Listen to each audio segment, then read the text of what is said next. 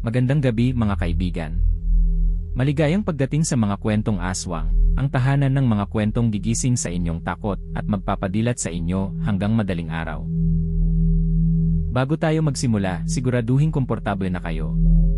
Patayin ang ilaw, isuot ang inyong earphones, at huwag munang lilingon kapag may narinig kayong kaluskos sa inyong likuran. Kung mahilig kayo sa mga kwentong puno ng hiwaga, kababalaghan, at nakatatakot na aral, huwag kalimutang i-like ang video at mag-subscribe sa ating channel. I-share din ito sa kaibigan nyong matapang daw, ngunit natutulog na nakabukas ang ilaw. Ang kwentong maririnig nyo ngayon ay tungkol sa isang CCA installer na inupahan upang lagyan ng kamera ang bawat bahay sa isang tahimik na barangay. Akala niya simpleng trabaho lang iyon. Cable, monitor, internet, at kaunting pakikipagtalo sa may-ari kung saan dapat itutok ang kamera. Ngunit pagpatak ng hating gabi, iba ang ipinakita ng monitor. Sa bawat bahay may lihim. Sa bawat sala may nilalang. At sa bawat pamilyang nakangiti sa umaga, may aswang na gumigising sa dilim. Huminga ng malalim, makinig at tandaan, hindi lahat ng nakikita sa CEO ay krimen. Minsan, ang nahuhuli sa kamera ay ang tunay na mukha ng buong baryo. Simulan na natin ang kwento ng ang CCA installer na nakakita ng aswang sa bawat bahay. Si Joel Mercado ay isang CCA installer sa bayan ng San Antonio. Hindi siya mayaman, hindi rin siya sikat, pero kilala siya sa pagiging maayos magtrabaho. Kapag siya ang nagkabit, malinis ang wiring, malinaw ang kuha, at bihira ang reklamo. Sabi nga ng mga parokyano, kahit magnanakaw, mahihiya kapag nakita ang linaw ng kamera ni Joel. Kasama niya sa trabaho ang pinsan niyang si Lando, isang lalaking mas mabilis pang magbiro kaysa magbutas ng pader. Boss Joel, sabi ko sa'yo, dapat may package tayo. AA with free chismis review. Lando, trabaho natin mag-install, hindi magbasa ng buhay ng kapitbahay. Minsan, boss, mas malinaw pa yung kasalanan kaysa license plate. Kaya nga wag kang pakialamero. Hindi ako pakialamero. Concerned citizen lang na may Zoom function. Isang hapon, may dumating na tawag kay Joel. Ang tumawag ay si Kapitan Nestor Valdez ng Barangay Mapulang Sapa, isang lugar na nasa dulo ng lumang kalsada, halos nasa pagitan ng palayan at bundok. Ikaw ba si Joel Mercado, installer? Opo, kapano po ipapagawa ninyo? Barangay-wide CCA. Bawat bahay, tig-isang kamera sa labas. Sa plaza, 3. Sa chapel, 2. Sa barangay hall, central monitor. Malaki pong project yan. Malaki rin ang bayad. Nang marinig ni Joel ang halaga, napaupo siya. Sapat iyon para mabayaran ang utang niya sa tindahan, tuition ng anak niya, at gamot ng kanyang ina. Kailan po simula? Bukas. Pero may kondisyon. Ano po iyon? Huwag ninyong bubuksan ang monitor paglagpas ng 12:00 ng gabi. Bakit po? Maintenance protocol. Kap, hindi naman ganun ang CCA. Sa barangay namin ganun. Napaisip si Joel. Ngunit dahil sa pangangailangan, pumayag siya. Kinabukasan, bumiyahe sila ni Lando papuntang Mapulang Sapa. Habang papalapit sila, napansin nilang kakaiba ang lugar. Malinis ang kalsada, maayos ang mga bakod, at tahimik ang bawat bahay. Masyadong tahimik. Boss, napansin mo? Walang aso. Baka nasa loob. Walang manok. Walang pusa. Walang nagkakaraoke kahit hapon.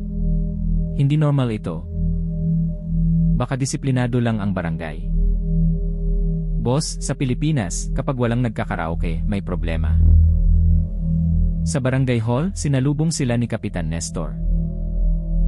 Matangkad ito, maputi at laging nakangiti, pero ang ngiti ay parang nakaprint lang sa mukha. Mabuti at dumating kayo. Kailangan matapos bago magdilim. Kap, mahirap pong matapos lahat sa isang araw. Gagabayan kayo ng mga tao ko. Sa likod ng kapitan, may 5 tanod na nakatayo. Pare-pareho silang tahimik. Pare-pareho ring hindi halos kumukurap. Boss, ang seryoso ng tanod dito. Parang lahat may final interview. Tumahimik ka. May isa pa akong bilin. Kapag may bahay na ayaw magpabukas ng pinto, huwag ninyong pipilitin. Sa labas lang ang kamera. Opo. At huwag kayong papasok sa bahay bilang 13. Kap, ano po ibig sabihin nun? Kung may 12 tao sa loob, huwag na kayong pumasok. Ay, madali lang. Hindi naman ako mahilig pumasok sa bahay ng maraming tao. Lalo na kung walang merienda. Sinimulan ni Joel at Lando ang installation. Unang bahay sa gilid ng plaza. Isang matandang babae ang lumabas, si Aling Tasing. Nakangiti siya, may hawak na pamaypay, at ang buhok ay nakapusod ng maayos. Diyan mo itutok, Hijo. Sa gate. Ayaw kong may dadaan nang hindi ko nakikita. Opo, Nay. Nay, ang linis po ng bakuran nyo. Wala man lang tuyong dahon. Kinakain namin agad ang nahuhulog. Ah, composting po.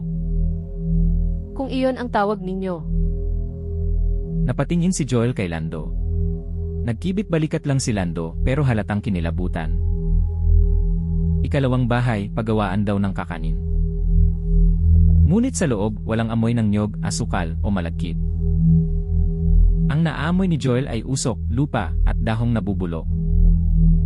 Diyan sa bubong mo ikabit. Ayaw ko sa kamera na mababa. Madaling abutin. Opo. Ma'am, bakit po maraming kawayan sa likod? Para sa mga dumadapo. Ibon, Minsan. nagpatuloy sila. Sa ikatlong bahay, may mag-asawang sobrang bait. Sa ika-4, may lalaking ayaw ipatapat ang kamera sa likod bahay. Sa ika-5, may batang babae na nakasilip sa bintana, tahimik at hindi ngumingiti. Sa bawat bahay, may kakaibang detalye. Walang larawan ng santo. Walang alagang hayop. Walang sampayan kahit maraming tao sa loob. At lahat ng salamin sa bintana ay natatakpan ng kurtina. Boss, may theory ako. Ano na naman? Secret Homeowners Association ito ng mga ayaw maarawan. Huwag ka nang mag-isip. Boss, kaya nga ako kinakabahan. Pag nag-isip ako, mas nakakatakot. Bandang 6:00 ng gabi, natapos nila ang unang batch. 27 kamera sa buong barangay. Lahat nakakonekta sa central monitor sa barangay hall. Sa screen, malinaw nakita ang mga gate, kalsada, plaza, chapel, at bawat sulok ng mapulang sapa. Magaling. Bukas niyo na lang ayusin ang iba. Kap, kailangan po naming itest hanggang gabi. Normal procedure po iyon. Hanggang 11:00 lamang. Pero para makita infrared at night mode, kailangan po lampas hating gabi minsan. Hindi kailangan. Boss, kung ayaw ni Cap, wag na natin pilitin. Baka allergic sila sa warranty. Manatili kayo sa lumang guest room. May pagkain na roon. Huwag kayong lalabas pagpatak ng 12:00. Inihatid sila sa maliit na kwarto sa likod ng barangay hall. May 2 banig, 1 lamesa, at 2 plato ng pagkain. Pero hindi ginalaw ni na Joel at Lando ang ulam. Boss, bakit parang adobo pero walang amoy suka? Huwag mong kainin. Buti sinabi mo. Nagpaalam na ako sa bituka ko. 11:30, nakahiga na dapat sila. Pero hindi makatulog si Joel. Sa isip niya, may mali sa buong barangay. Bakit bawal buksan ang monitor pag hating gabi? Bakit bawat bahay ay parang may tinatago? At bakit pakiramdam niya, hindi sila ang nag-install ng kamera para bantayan ang barangay? Pakiramdam niya, sila ang binabantayan. Lando. Tulog na ako. Sumagot ka.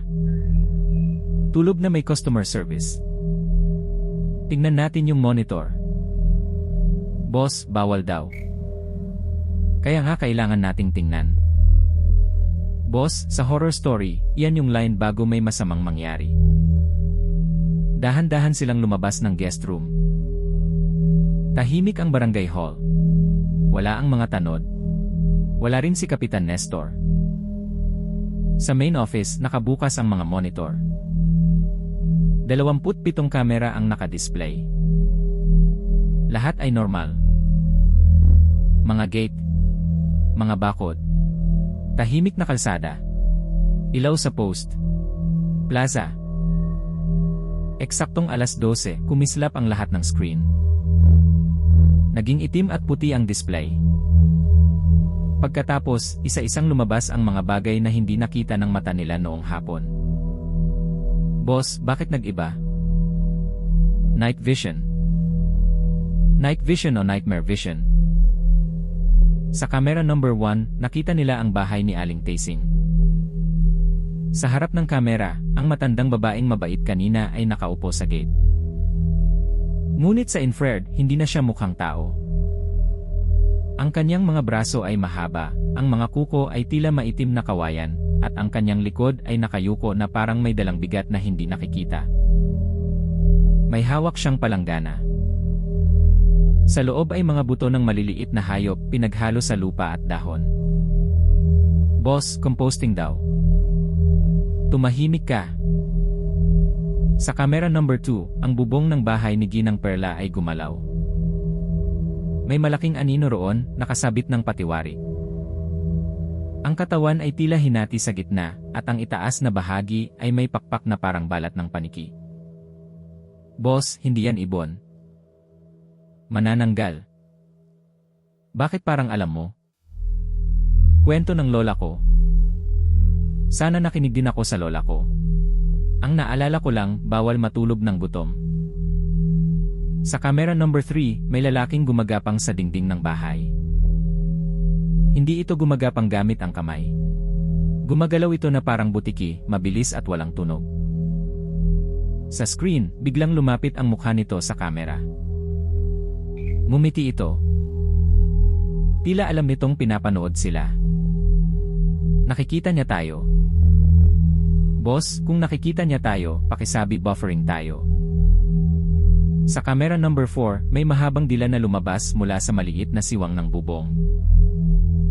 Gumalaw iyon sa hangin, naghahanap ng angapa, parang may naamoy na buhay.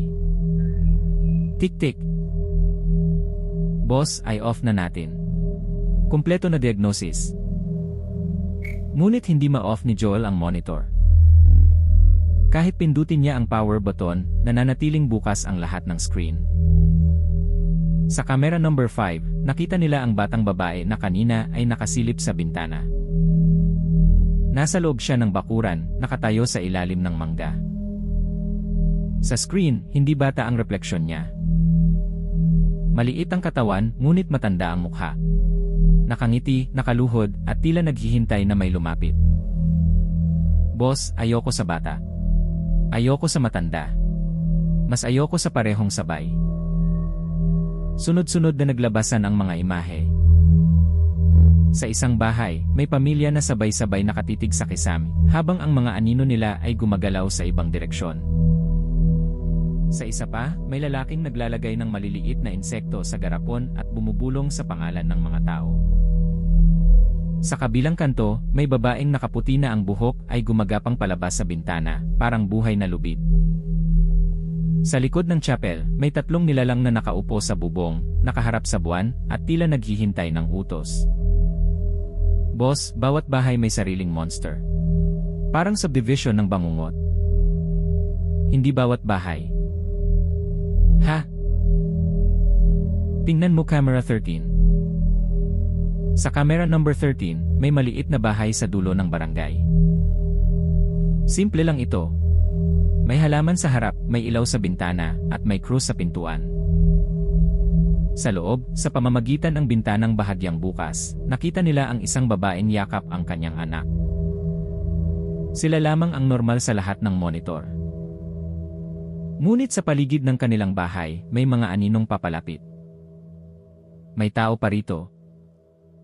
Boss, ibig sabihin sila yung dinner. Kailangan natin silang tulungan. Boss, dalawa lang tayo. Sila buong barangay. Kung lalabas sila, patay sila. Kung lalabas tayo, baka tayo rin. Biglang bumukas ang speaker ng monitor. Narinig nila ang tinig ni Kapitan Nestor. Sabi ko sa inyo, huwag buksan paghating gabi. Napaatras sina Joel at Lando. Sa kamera ng barangay hall entrance, nakita nila si Kapitan Nestor na nakatayo sa labas.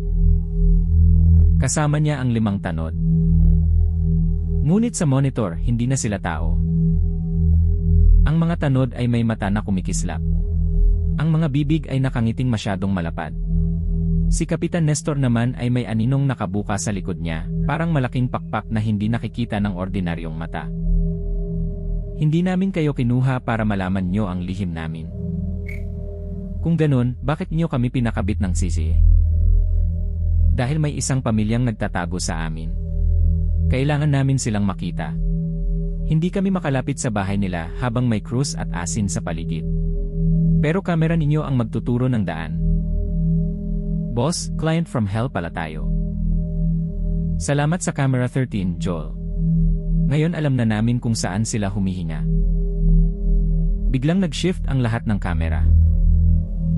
Kahit hindi ginagalaw ni Joel, lahat ng feed ay tumutok sa bahay number 13. Ang babae sa loob ay napalingon, parang naramdaman niyang may daan na nabuksan sa dilim. Ang anak niyang babae ay umiyak.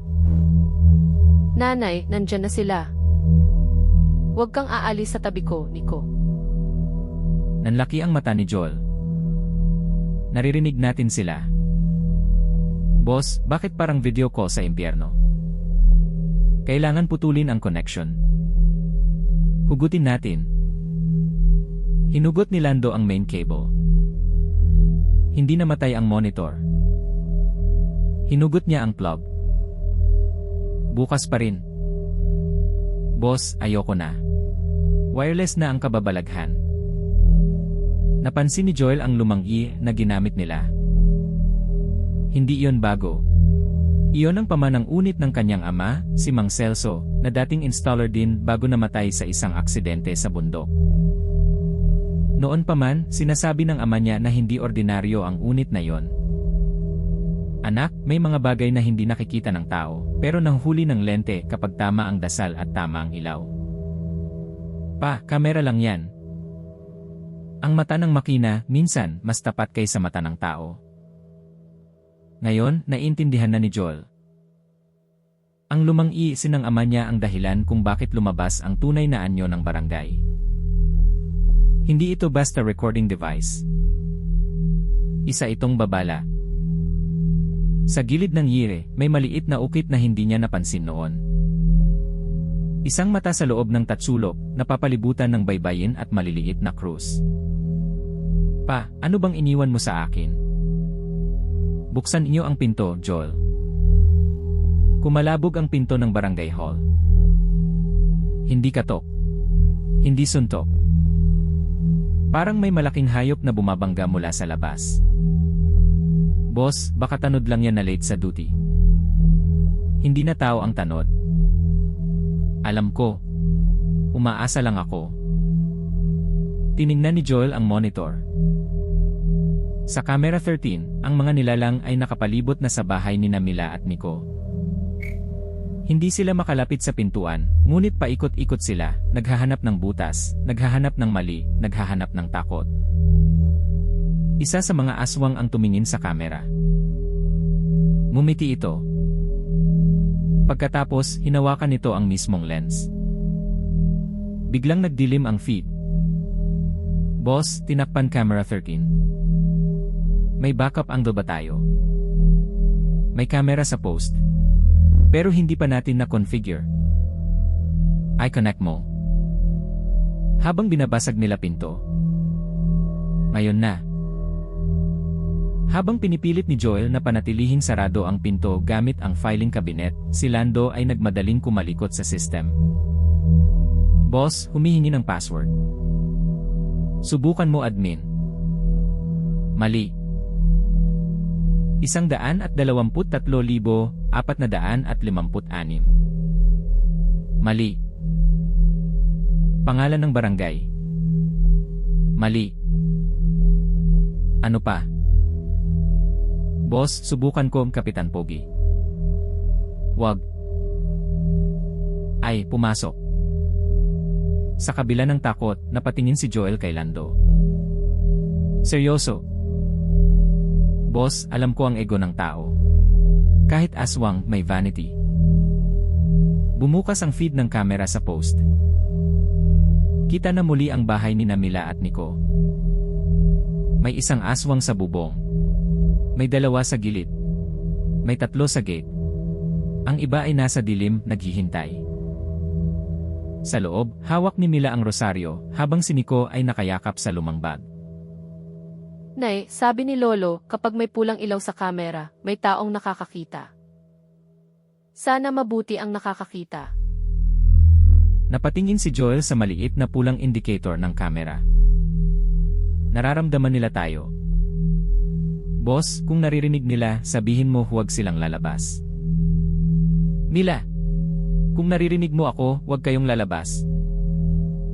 Sa screen, napalingon si Mila sa kamera. Sino ka? Ako si Joel. Installer. Niloko kami ng kapitan. Tutulungan namin kayo. Huwag ninyong hayaang makuha nila ang kamera. Bakit? Kapag nakita nila ang loob ng bahay namin mula sa tamang anggulo, mawawala ang proteksyon. Doon naintindihan ni Joel. Hindi pala basta bantay ang kamera. Sa barangay na ito, ang lente ay parang mata ng sumpa. Kapag nahanap nito ang tamang daan, maaaring makapasok ang mga nilalang kahit hindi nabubuksan ang pinto.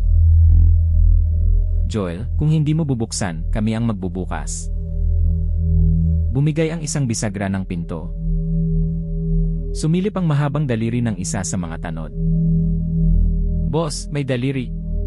May daliri na hindi pang tao. Kumuha ka ng asin. Saan ako kukuha ng asin sa barangay hall? Sa pantry. Kung wala silang asin, ibig sabihin healthy living sila o aswang. Tumakbo si Lando sa maliit na pantry at nakakita ng isang bote ng asin sa tabi ng kape. Binalikan niya ang pinto at ibinuhos iyon sa siwang. Napasigaw ang nilalang sa labas. Boss! Effective! Salamat sa hypertension prevention. Ngunit hindi magtatagal ang asin. Sa monitor, nakita nilang gumalaw si Kapitan Nestor papunta sa camera 13. Hindi siya naglalakad. Dumudulas siya sa dilim na parang anino. Siya mismo ang pupunta sa bahay. Huwag ninyong hahayaang tumapat ang kamera sa altar. Bakit? Doon nakatago ang pangalan namin. Kapag nabasa nila sa lente, makakapasok sila. Tiningnan ni Joel ang camera controls. Ang camera sa post ay motorized. Pwede niyang igalaw ng malayo sa altar, pero kinokontrol din iyon ng system ng kapitan. Nag-agawan sila sa kontrol. Kapag pinapalingon ni Joel ang kamera sa kalsada, ibinabalik ito ng kapitan sa bintana. Kapag itinutok ni Joel sa puno, hinahatak muli ng system sa loob ng bahay. Boss, parang Mobile Legends, agawan sa joystick. Lando, hanapin mo main access. Boss, hindi ako hacker. Ikaw ang nakahula ng password. Iba ang chismis sa cybersecurity. Habang kinakalikot ni Lando ang settings, napansin ni Joel ang isang feature sa lumang EA ng kanyang ama. Reverse feed. Hindi niya ito nakita sa kahit anong manual. Reverse feed. Ano yun, boss? Kamera na nanonood sa nanonood? Doon pumasok sa isip ni Joel ang sinabi ng kanyang ama. Kapag ang dilim ay gumagamit ng mata para makapasok, ibalik mo sa kanya ang sariling tingin. Ang nilalang na ayaw makita ang sarili ay nabubulag sa sariling anyo. Lando, pag pinindot ko ito, baka bumalik sa kanila ang feed. At kung mali, baka sa atin bumalik. Boss, gusto ko lang sabihin, kung maging multo ako, ayoko ng bad angle. Handa ka? Hindi. Pero wala naman akong naging ready sa buhay. Pinindot ni Joel ang reverse feed. Biglang lumiwanag ang lahat ng monitor. Sa bawat bahay, ang kamera ay hindi na lamang tumitingin palabas. Tila tumingin ito pabalik sa mga nilalang na nagtatago sa loob. Sa camera 1, si Aling Tasing ay napasigaw nang makita niya sa lente ang tunay niyang mukha. Sa camera 2, ang manananggal sa bubong ay napaatras, natigilan sa sariling anyo, at nahulog sa likod ng bahay. Sa camera 4, ang tiktik ay binawi ang mahabang dila at gumulong sa bubong na parang nasaktan ng liwanag. Sa bahay ng mambabarang, nabasag ang mga garapon, at nagsilabasan ang mga insektong bumalik sa kanilang pinagmulan. Hindi pinatay ng kamera ang mga aswang. Ngunit pinilit silang makita ang sarili nilang tunay na anyo. At sa mga nilalang na maraming taon nang nagpapanggap, iyon ang pinakamasakit na liwanag. Itigil mo iyan! Sa screen, napahinto si Kapitan Nestor sa tapat ng bahay ni Mila. Ang kamera sa poste ay tumutok sa kanya. Sa unang pagkakataon, nakita ni Joel ang tunay na anyo ng kapitan. Hindi siya karaniwang aswang. Isa siyang matandang gabunan na suot ang balat ng leader, may matang mapula, may aninong parang pakpak, at may tinig na kayang magpatahimik ng buong barangay. Ang mga tao ay bulag. Kami ang tunay na nagbabantay sa lugar na ito. Hindi pagbabantay ang ginagawa niyo. Kayo ang nagdala ng mga mata. Kayo ang nagbukas ng daan. At kami rin ang magsasara. Hinanap ni Joel sa system ang lahat ng camera connected sa barangay hall. Isa-isa niyang pinili ang feed. Plaza, chapel, gate, post, bahay, bubong, likod bahay. Pagkatapos, in-on niya ang emergency broadcast display na dapat sana ay ginagamit para sa announcements. Boss, saan mo ipapakita? Sa malaking leaboard sa plaza. Boss, may leaboard sila pero walang karaoke. Suspicious talaga. Sa gitna ng plaza, may malaking screen na karaniwang ginagamit sa barangay events. Nang mag-on yun, lumitaw sa harap ng buong mapulang sapa ang live feed ng mga bahay. Isa-isang nakita ng mga aswang ang tunay nilang anyo sa malaking screen. Nagkaroon ng gulo sa buong barangay. Ang mga dating nagpapanggap na tao ay nagsitakip ng mukha. Ang iba ay tumakbo sa dilim. Ang iba ay nagalit at sinugod ang mismong screen. Ngunit habang nakatutok sa kanila ang mga kamera, hindi nila magamit ang hiram nilang mukha. Sa bahay number 13, lumabas si Mila, hawak ang kamay ni Nico. Huwag kayong lalabas. Kailangan naming makarating sa chapel. Doon nakatago ang kampana. Anong kampana? Kampana ni San Isidro. Kapag tumunog iyon bago sumikat ang araw, mababasag ang bisa ng nagpapanggap. Boss, may side quest. Tulungan natin sila. Paano? Nasa barangay hall tayo. Kameras ang daan natin. Gamit ang monitors, ginabayan ni Joel at Lando sina Mila at Nico. Kapag may aswang sa kaliwang kanto, pinapadaan nila sa likod ng sari-sari store. Kapag may nilalang sa bubong, pinaandar nila ang ilaw sa poste. Kapag may tanod na sumusunod, itinutok nila ang kamera sa mukha nito hanggang mapaatras. Si Lando ang tagasabi ng direksyon, kahit minsan mali ang kanan at kaliwa. Kaliwa! Kaliwa! Alin ang kaliwa? Yung hindi kanan. Lando, ayusin mo. Sorry. Kabado ang kompas ko. Sa kabila ng gulo, nakarating sina Mila at Nico sa harap ng chapel.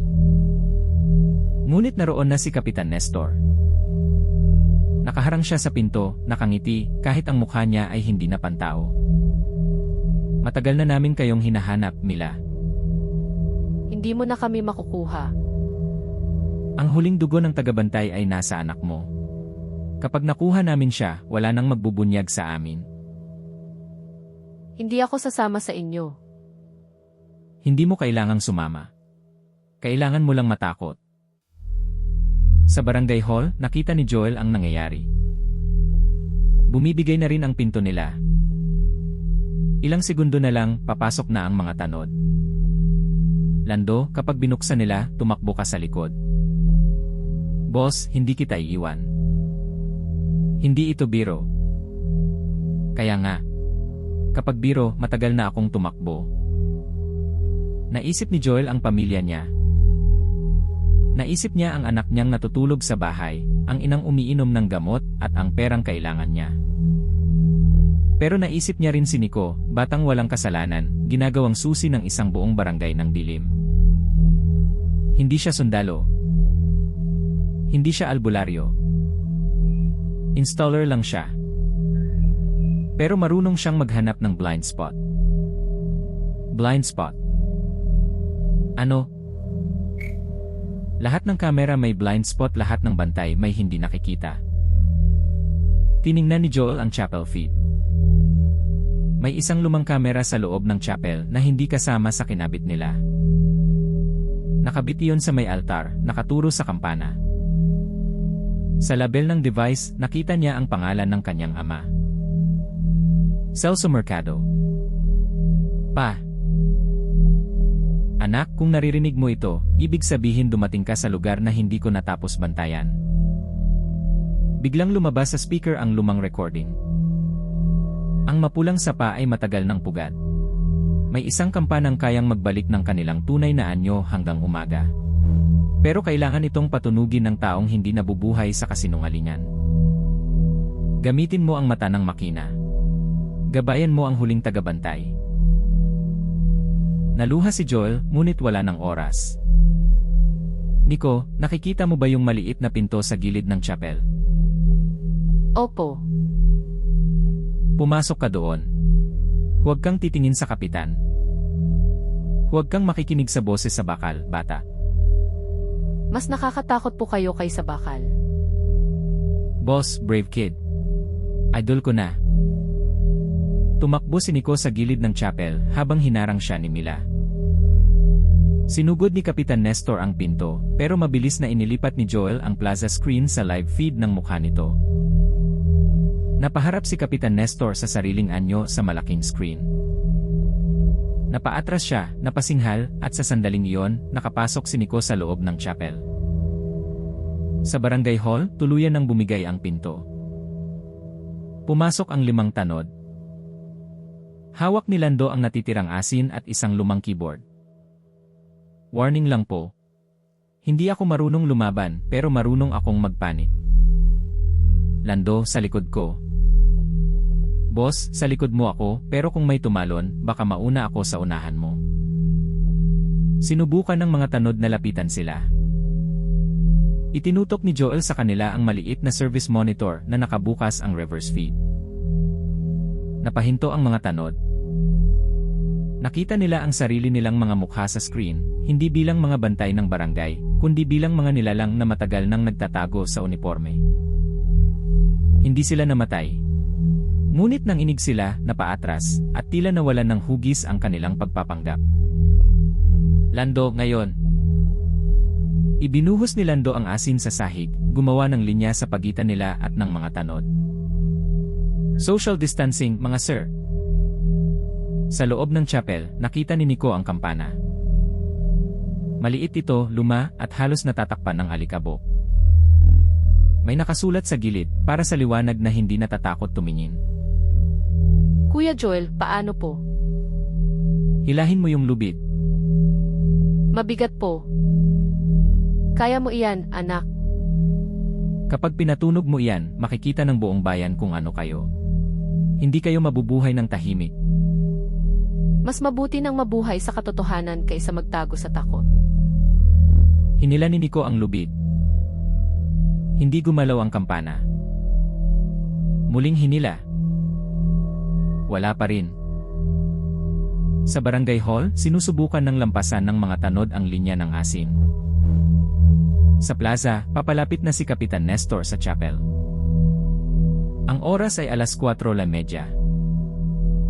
Malapit na ang bukang liwayway, ngunit hindi pa sapat ang liwanag. Nico, pakinggan mo ako. Hindi kailangan malakas ka. Kailangan buo ang loob mo. Natatakot po ako. Okay lang matakot. Ang matapang natatakot din pero hindi sumusuko. Tama yan, Nico. Ako nga takot na takot pero nagsasalita pa rin. Kuya Lando, nakakatawa po kayo kahit nakakatakot. Yan ang gift ko sa mundo, bata. Huminga ng malalim si Nico. Hinawakan niya ang lubid gamit ang dalawang kamay. Sa labas, sinugod ni Kapitan Nestor ang pinto ng chapel. Sa loob, hinila ni Nico ang lubid ng buong lakas. Tumunog ang kampana. Malalim ang tunog nito, parang galing sa ilalim ng lupa at sa ibabaw ng langit sabay. Umalinggaw ito sa buong mapulang sapa. Sa bawat bahay, nagbukas ang mga ilaw. Sa bawat kamera, lumitaw ang tunay na anyo ng mga nakatira. Ang mga aswang ay hindi na makabalik sa mukha ng tao. Ang mga pakpak, kuko, mahabang dila, itim na anino, at mapupulang mata ay nalantad sa mismong mga screen na sila ang nagpagawa. Sa plaza, napaluhod si Kapitan Nestor. Hindi ito matatapos dito. Hindi na. Dahil may recording kami. Sa unang sikat ng araw, nagsitakbo sa mga madilim na bahagi ang mga nilalang ng mapulang sapa. Ang iba ay nagtago sa mga bahay. Ang iba ay tumakas sa bundok. Ang iba ay nawala sa kanal, ilalim ng tulay, at likod ng mga puno. Hindi na sila kayang hulihin ni Joel at Lando. Ngunit hindi na rin sila kayang magpanggap ng madali. Pagsapit ng umaga, dumating ang mga pulis mula sa kabilang bayan, kasama ang ilang pari at matatandang may dalang asin, langis, at lumang dasal. Hindi pinaniwalaan agad ang lahat, ngunit nang makita nila ang recordings, walang nakapagsalita. Sa kamera, malinaw ang katotohanan. Sa bawat bahay, may aswang. Sa bawat bakod, may lihim. At sa bawat mukha ng dating mabuting kapitbahay, may dilim na matagal nang nagkunwari. Sina Mila at Nico ay inilabas sa barangay.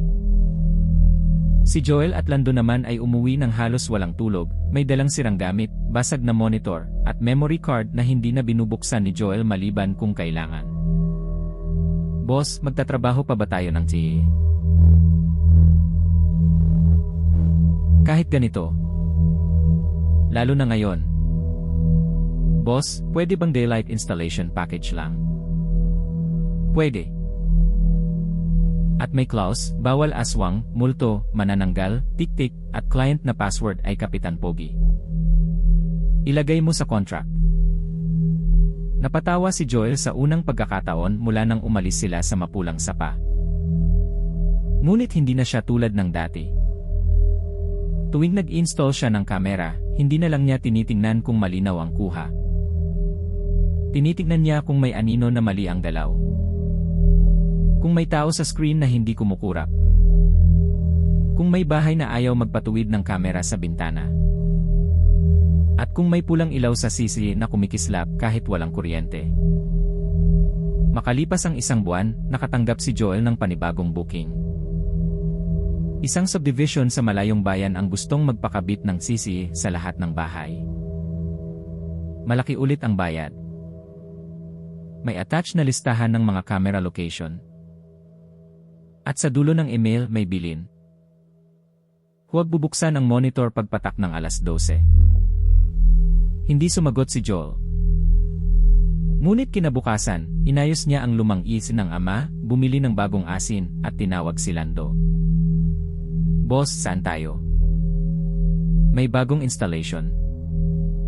Normal ba? Hindi. May bayad ba? Meron.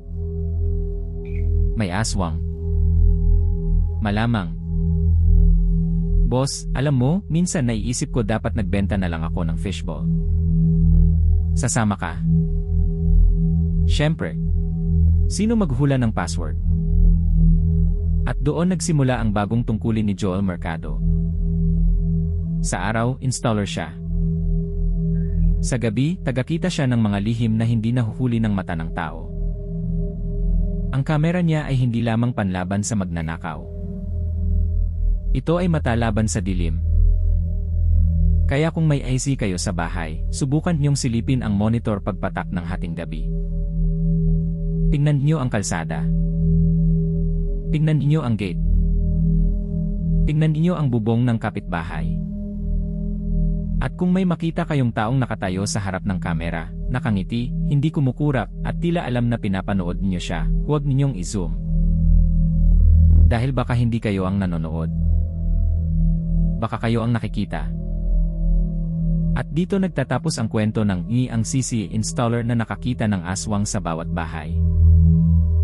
Mga kaibigan, ang aral ng kwentong ito, may mga lihim na lumalakas kapag walang tumitingin, at may kasamaan na nabubuhay dahil sa takot ng mga taong manahimik. Hindi lahat ng nakikita sa kamera ay dapat ipagwalang bahala. Minsan, ang maliit na detalye ang unang babala bago dumating ang panganib.